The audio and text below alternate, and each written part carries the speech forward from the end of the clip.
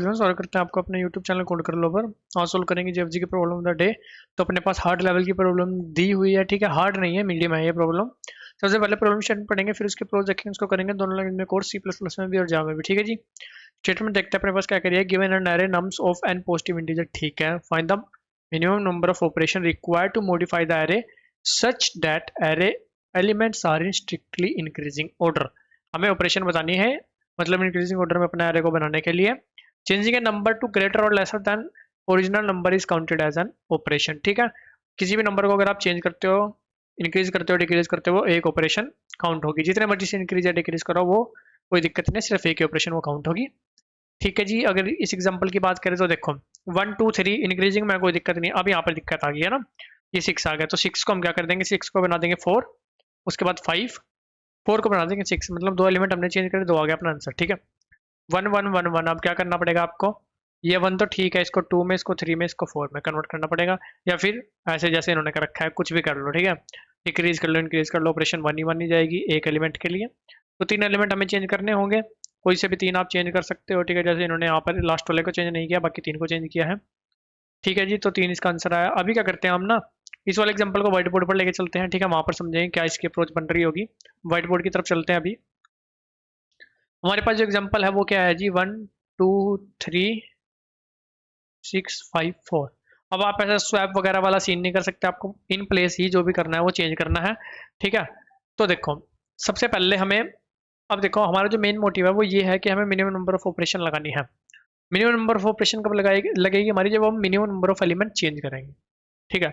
Minimum element हमें change करने हैं।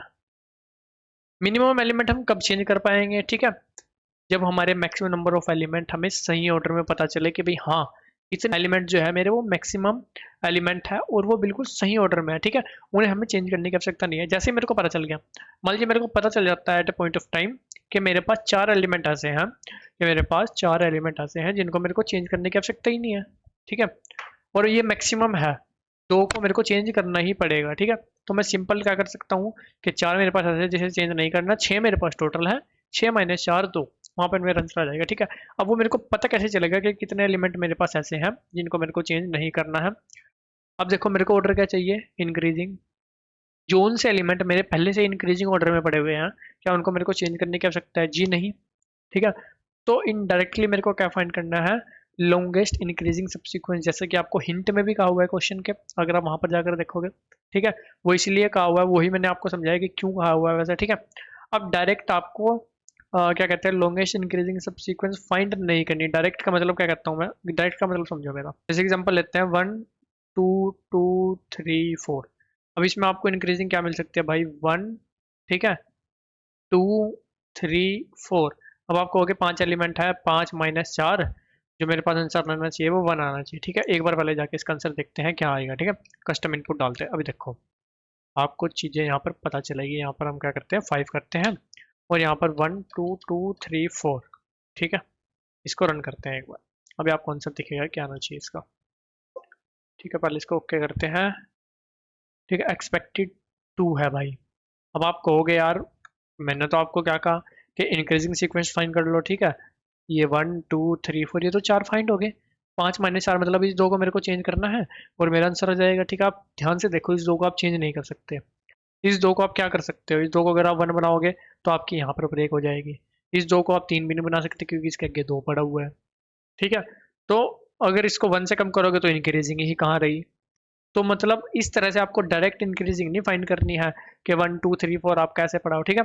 आपको इस तरह से इंक्रीजिंग फाइंड करनी है कि इनके बीच के जो एलिमेंट है वो भी फिट हो जाए भाई, उनको भी मतलब उसी रेंज में, जिस रेंज में मान लीजिए 1 2 है ना, अब इनके बीच कोई फिट ही नहीं हो सकता और मेरे को इस 2 को फिट करना है, ठीक है। अगर यहाँ पर 3 होता तो ये यहाँ पर 2 फिट हो जाता कुछ भी करके, ठीक है। मान लीजिए कुछ ऐसा होता 1 3 3, कुछ ऐसा होता, ये यहाँ पर इस 3 को इंक्रीजिंग में ले रहे हैं अगर हम, तो इसको हम 2 करके, क्योंकि एक बीच में गैप है भाई, मतलब जितने एलिमेंट इन दोनों के बीच में पड़े हुए हैं, ठीक है, उतने का इनके बीच में डिफरेंस भी होना चाहिए। इनके बीच में एक एलिमेंट पड़ा है, इनके बीच एक डिफरेंस भी होना चाहिए। 3 और 1 के बीच में अपना 2 भी आता है जी, ठीक है जी। ये बात अपने को समझ में है कि हमें डायरेक्ट इंक्रीजिंग नहीं फेंक के मार देनी है, बीच में हमें बीच वाले एलिमेंटों का भी, जो उनके बीच में एलिमेंट आएंगे उनका भी ध्यान रखना है कि भाई हाँ इन्हें भी हमें फिट करते हुए चलना है, ठीक है। अब वो कैसे करेंगे, चलो जी आगे चलते हैं। 1 2 3, फिर अपने पास 6 5 4, ठीक है।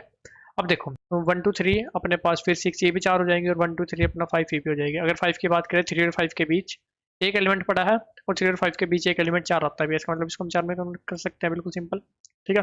फिर इसको तो लास्ट एलिमेंट है, जिस मर्जी में कन्वर्ट कर दो, कोई दिक्कत वाली बात नहीं है। तो इस तरह से ये तो अपना 2 आंसर आ जाएगा, बिल्कुल सही चलेगा, ठीक है। अब उस चीज़ का हम ध्यान कैसे रखेंगे वो चीज़ देखते हैं, ठीक है, कि हमारे पास बीच में एलिमेंट कितने पड़े हैं, और हमें उनको भी फिल करना है, ठीक है। उनकी भी रेंज हमें ध्यान में रखनी है कि हाँ भाई बीच में 3 एलिमेंट पड़े हैं, तो इनके बीच में डिफरेंस भी होना चाहिए कुछ, ठीक है जी। सबसे पहले हम क्या करेंगे, एक अपना इंक्रीजिंग ऑर्डर फाइंड करने के लिए अपना डीपी सिंपल यूज़ करेंगे। हम कहेंगे कि अभी तक हमारा सब एलिमेंट के लिए जो इंक्रीजिंग ऑर्डर है वो 1 है, ठीक है। 1 1 है, अभी लेंथ सबकी 1 1 है, 1 1 तो बाय डिफॉल्ट होगी सबकी यार, क्योंकि एक एलिमेंट तो आएगा, खुद तो इंक्रीजिंग है ही अगर सिंगल की हम बात करें, ठीक है, क्योंकि उसका किसी के साथ कंपेरिजन तो हो नहीं रहा। चलो जी, अब चलते हैं अपन आगे, ठीक है। हम क्या करेंगे, सिंपल मान लेते हैं हम इस 2 पर आए, ठीक है। 1 to 1 कोई दिक्कत वाली बात नहीं है, एक एलिमेंट को नहीं लेंगे, और एक पॉइंटर हमारा 1 पर। हमने क्या देखा, जो 2 माइनस 1 है, ठीक है, 2 माइनस 1 है वो क्या है, 1 है, ठीक है। और इन दोनों के इंडेक्स का डिफरेंस कितना है हमारे पास, इसका इंडेक्स क्या है 1, इसका इंडेक्स क्या है 0, ठीक है। 1 माइनस 0 वो भी 1 है, इसका मतलब कोई दिक्कत परेशानी वाली बात नहीं है। हम क्या है इनको इंक्रीजिंग ऑर्डर में काउंट कर सकते हैं, ठीक है। हम क्या कहेंगे कि ये जो पॉइंट 2 है, यहाँ तक का हमारा इंक्रीजिंग ऑर्डर अभी क्या हो चुका है भाई, वो 2 हो चुका है, बिल्कुल सिंपल। हम क्या है, हम इस 3 की बात करते हैं, हम इस 3 पर आए, ठीक है। हमने क्या देखा कि हाँ भाई 1 और 3, ठीक है, इन दोनों में जो आपस का डिफरेंस है वो कितना है, 2 है। और इन दोनों में जो इंडेक्स का डिफरेंस है वो क्या है भाई, वो भी 2 है। इसका मतलब ये भी आपस में इंक्रीजिंग है। तो अगर सिंपल हम बात करें 1 और 3 की, तो अगर अभी हम सिर्फ 1 और 3 को ही देख रहे हैं, उनके बीच जो अपना इंक्रीजिंग सब्सिक्वेंस बनेगी वो बनेगी 2 की, ठीक है। फिर हम बात करें 3 और 2 की, ठीक है। इनके बीच जो इंडेक्स का डिफरेंस है, सबसे पहले वैल्यू का डिफरेंस 1 है, और इंडेक्स का डिफरेंस अपने पास कितना है, 2 माइनस 1 वो भी 1 है। तो मतलब कोई दिक्कत वाली बात नहीं है, अपना इंक्रीजिंग ऑर्डर ही है, ठीक है। तो अपनी वैल्यू क्या हो जाएगी यहाँ पर, जो 2 की वैल्यू थी उसमें +1 कर दो 3, यहाँ तक हमारी जो सीक्वेंस हो चुकी है अब 3 हो चुके हैं। और आप ध्यान से देखो 1 2 3 हमारी इंक्रीजिंग ऑर्डर है, ठीक है। बारी आई 6 की, जब आप 6 को 1 के साथ करोगे, 2 के साथ करोगे, उसको छोड़ दो। 6 को जब आप 3 के साथ करोगे, ठीक है, 6 माइनस 3 आपके पास कितना आएगा, 3, ठीक है। और इनका जो इंडेक्स का डिफरेंस आएगा वो आएगा 1। इसका मतलब कोई दिक्कत परेशानी वाली बात नहीं है, इंक्रीजिंग ऑर्डर है। तो यहाँ पर मेरा जो भी 3 तक का इंक्रीजिंग ऑर्डर पड़ा था उसमें 1 प्लस कर दो, बिल्कुल सिंपल। बात करें 5 की, 5 और 6 का डिफरेंस नेगेटिव हो जाएगा, ठीक है, वो अपना इंक्रीजिंग ऑर्डर में नहीं आएगा।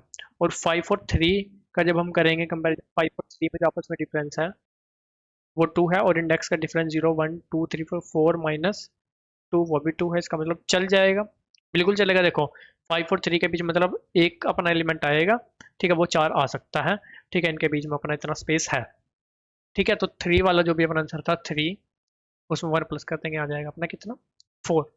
सिमिलरली अगर आप 4 की बात करो तो 4 के साथ आपका कौन सा फिट होगा, 3 को अगर आप फिट करना चाहोगे नहीं हो पाएगा, क्यों, क्योंकि 4 माइनस 3 आपस में डिफरेंस 1 का है, लेकिन बीच में 2 एलिमेंट पड़े हैं, ठीक है। मतलब इंडेक्स का डिफरेंस कितना आ जाएगा, अगर आप ध्यान से देखो 0 1 2 3 4 5 5 माइनस 2 मतलब 3, ठीक है। तो वो भाई फिट नहीं हो सकता, सिंपल सी बात। तो 4 के साथ 3 नहीं आएगा, 4 के साथ 2 अगर आप देखोगे 2 भी नहीं आ पाएगा, ठीक है। 1 आप देखोगे 1 भी नहीं आ पाएगा। तो जो मैक्सिमम वैल्यू हमारे पास आ रही है वो आ रही है 4, 4 मैक्सिमम वैल्यू आ रही है, इसका मतलब हमें 2 एलिमेंट चेंज करने हैं, ठीक है। एक यहाँ पर 6 के लिए 4 आ रही है, और एक 5 के लिए 4 आ रही है, ठीक है। इसका मतलब अपने दो तरह से आंसर बन सकता है। वो किस तरह से बन सकता है, देखो 1 2 3 6, इसको कर दो 7, इसको कर दो 8, या फिर अब 5 के लिए कैसे आ रहा है 1 2 3, जो अपना आंसर दिया हुआ है 4 5 6। तो इस तरह से अपना जो भी हमारा मैक्सिमम वैल्यू आएगी वो, उसको हम माइनस कर देंगे किस में से, जो भी लेंथ है हमारे पास, वो अपना सिंपल अपना आंसर बनकर आ जाएगा। इसकी टाइम और स्पेस क्या लग रहा होगा, टाइम जो लग रहा होगा, ठीक है, तो हम लूप रन करेंगे वो आएगा एन स्क्वेयर, स्पेस क्या लगेगा, एक अपना डीपी एरे बनाएंगे वो आएगा ओफन, ठीक है। ये वाला जो हमने एरे बनाया दिस वन, ठीक है। अभी क्या करते हैं, इसको जाकर करते हैं सी प्लस प्लस और जावा में कोड। अब देखो जी, सबसे पहले हम क्या करते हैं, यहाँ पर एक एन ले लेते हैं जो भी हमारा नम्स का साइज है, ठीक है।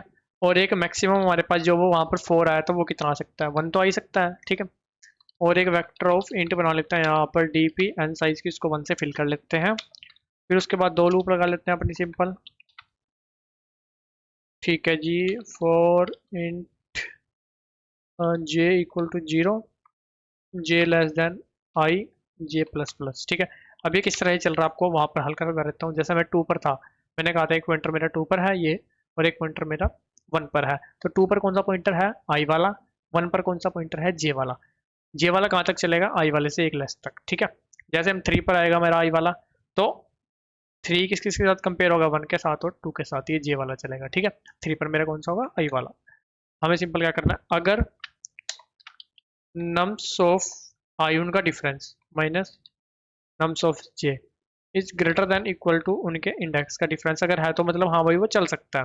चल सकता है तो डी पी ऑफ आई क्या हो जाएगा, मैंने आपको जैसे बताया था, जैसे यहाँ पर 2 था जे वाले का, है ना, जे वाले में 1 प्लस कर दो और आई वाले में पुट कर दो, है ना। तो डी पी ऑफ आई क्या हो जाएगा, maximum of D P of I, जो भी वहाँ पर पहले वाली वीडियो होगी अगर वो मैक्सिमम आ जाता है उसको लेंगे, वरना फिर D P of J plus 1। ठीक है, और टेम्प हमारा क्या होगा, जो भी हमारे पास मैक्सिमम वैल्यू बनती चलेगी वो। ठीक है, जैसे कि डी पी ऑफ आई में हमारी सारी वैल्यूज पुट होंगी, उसमें से जो मैक्सिमम होगी वो हमारा टेम्प में आ जाएगा। ठीक है जी, लास्ट में हमें सिंपल क्या कर देना है, return R E T O R N n minus temp. ठीक है, इसको आपको एक बार अगर दिखा देते हैं। ठीक है जी, रन करते हैं इसको। कोई एरर नहीं आना चाहिए, हो सकता है कुछ ऊपर नीचे लिखा गया हो। ठीक है, टू आंसर आना चाहिए, हमने जो अपनी कस्टम इनपुट डाली थी उसके लिए टू आंसर आ रहा है। इसको करते हैं एक बार सबमिट। सेम पैटर्न में जावा कोड लिखा हुआ है, ये सबमिट करता हूँ, आपको वो भी एक्सप्लेन करता हूँ जी। ये वो सबमिट चलते हैं जावा कोड की तरफ। ठीक है जी, यहाँ पर हमने क्या करा, अपना नम्स की लेंथ निकाल लिया, इनमें पुट कर लिया, टेम्प ले लिया 1, सिंपल एरे बना लिया, एन साइज का उसको 1 से फिल कर लिया। ठीक है, 2 लूप लगा लिया अपनी, जिस तरह से हम लगाते चल रहे हैं, चेक कर रहे हैं अगर एलिमेंट का आपस का डिफरेंस और उनके इंडेक्स का डिफरेंस ग्रेटर देन या इक्वल है तो ठीक है भाई, चल जाएगा, कोई दिक्कत वाली बात नहीं है। बीच के एलिमेंट को मतलब हम सेट कर सकते हैं, अगर उनके बीच में कुछ ऐसे एलिमेंट पड़े हुए हैं। तो डी पी ऑफ आई क्या हो जाएगा, maximum of D P of I और D P of J plus 1। Similarly time क्या आएगा, मैक्सिमम ऑफ टेम्प और D P of I. Last में रिटर्न कर देंगे जो भी हमारे पास मैक्सिमम इंक्रीजिंग सीक्वेंस आएगी, सब सीक्वेंस आएगी। ठीक है, जो कि हमें रिक्वायर्ड है जिस कंडीशन के बेस पे कि हमारे पास बीच के एलिमेंट पे सेट होने चाहिए, उस कंडीशन को ध्यान में रखते हुए जो मैक्सिमम बनकर आएगी उसको लेंथ में से माइनस कर देंगे। ठीक है, एक बार इसको भी आपको सबमिट करके दिखा देता हूँ। गाइस दोनों कोड का लिंक आपको डिस्क्रिप्शन में मिल जाएगा, अपने लिंक्डइन इंस्टाग्राम का लिंक भी मिल रहा होगा, चाहो तो वहाँ जाकर भी कनेक्ट कर सकते हो, किसी प्रकार का डाउट है कमेंट सेक्शन में पूछ सकते हो। वीडियो अच्छी लगे तो लाइक सब्सक्राइब भी कर सकते हो। मिलते हैं आपसे अपनी अगली वीडियो में, तब तक के लिए।